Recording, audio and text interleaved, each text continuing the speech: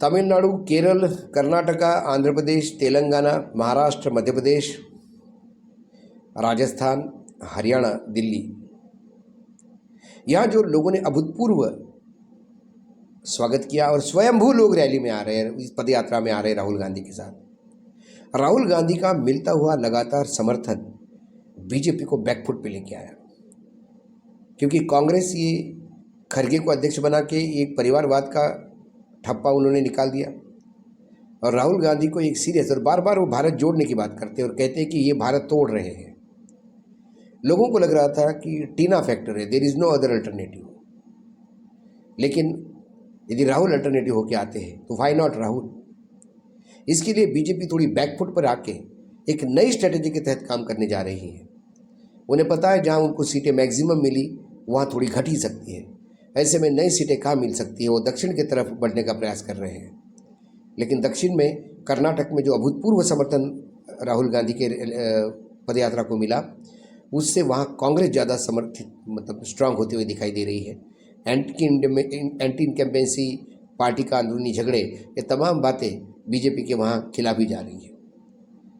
ऐसे में मुझे लगता है कि राहुल गांधी 2024 में एक बड़ा थ्रेट समझ के ही बीजेपी के सामने मतलब डिफेंसिव मोड पे आएगी बीजेपी, क्योंकि बीजेपी को अब कुछ ऐसी बातें लानी होगी सामने जो अब लगातार वो राहुल पे हमले करके या कांग्रेस को हमले करके अपने आप को बड़ा बनाने का जो प्रयास करते थे उससे उनको अलग होना होगा। भारतीय जनता पार्टी के नेता बार बार यही कहते हैं, सत्ता पक्ष यही कहता है कि हमारे पास मोदी जी है, आपके पास क्या है। यकीनन 2014 से लेकर 2022 तक एक ही ब्रांड जो सबसे ज़्यादा बिक रहा है भारत में राजनीतिक दृष्टि से, वो नरेंद्र मोदी है। नरेंद्र मोदी के चेहरे पे ही वोट गिरते हैं, लेकिन धीरे धीरे अब उस चेहरे की शाइन कम होती गई है। उत्तर प्रदेश में खासकर जहाँ नरेंद्र मोदी जी ने बहुत ज़्यादा कैंपेन किया, वहाँ आधा से ज़्यादा सीटें समाजवादी ले गई। हिमाचल में इतना कैंपेन करने के बाद, व्यक्तिगत रूप से हिमाचल से संबंध जोड़ने के बाद भी हिमाचल में बीजेपी को वापस नहीं ला पाए। दिल्ली में हर जगह सिर्फ नरेंद्र मोदी के नाम से वोट मांगे जा रहे थे, लेकिन 15 साल का शासनकाल दिल्ली में बीजेपी को छोड़ना पड़ा। गुजरात में नरेंद्र मोदी जी भले ही 156 सीट लेके एक इतिहास रचा गए, लेकिन उसके लिए 33 जिलों में 56 से ज़्यादा रैलीज उनको करनी पड़ी। शायद देश की आज़ादी से लेके किसी भी प्रधानमंत्री ने एक छोटे से राज्य में इतना समय कभी नहीं दिया होगा। उनका गुजराती होना, गुजराती लोगों से अपना डायरेक्ट संवाद स्थापित करना, ये तमाम बातों ने उनको वहाँ बढ़त तो दे दी, लेकिन उनको ये भी बता दिया कि उनकी अब इमेज जो है वो गुजरात तक सीमित है। उनके सामने नया कोई बीजेपी का बड़ा नेता, मतलब बीजेपी में तो छोड़िए, विपक्ष में कोई बड़ा नेता इनके सामने दिखाई नहीं देता था। ममता बनर्जी हो या नीतीश कुमार हो, ये तमाम जो बड़े नाम लिए जाते थे, ये नाम अपने राज्य तक सीमित है और उतनी ही लोकसभा सीटों तक सीमित है। कांग्रेस कम से कम 200 से 250 सीटों पे, सीधी 220 सीटों पे करीब करीब बीजेपी कांग्रेस आमने सामने है।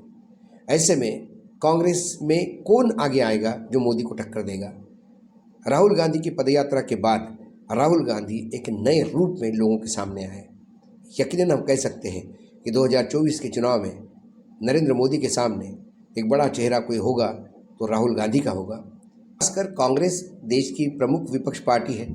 भले ही सत्ता पक्ष के हिसाब से उनके पास बहुत कम राज्यों में सरकार है और लोकसभा में भी बहुत कम सांसद हैं, फिर भी विपक्ष में सबसे बड़ी पार्टी वही है। कांग्रेस जिस स्थिति में थी वहाँ राहुल गांधी क्या कांग्रेस का नेतृत्व कर पाएंगे? क्या गांधी परिवार ही कांग्रेस है? लेकिन खरगे को अध्यक्ष बनाकर और खुद पदयात्रा निकालकर राहुल गांधी ये बताने का प्रयास कर रहे हैं कि वो एक सीरियस पॉलिटिशियन है। उनके ऊपर तमाम तगमे जो थे कि वो नॉन सीरियस है, पार्ट टाइम है, ये भाग जाते हैं विदेश, इनको समझ नहीं है, एक पप्पू है, वो सारी इमेज उन्होंने 3000 किलोमीटर वर्तमान में चल चुके हैं, उससे तो सारी धो दी है। कांग्रेस से लोग जुड़ रहे हैं। जिन राज्यों में कांग्रेस का डीएनए था वहाँ फिर वर्कर एक्टिव हो गया है। उसे लगता है नहीं, राहुल गांधी एक सीरियस पॉलिटिशियन है।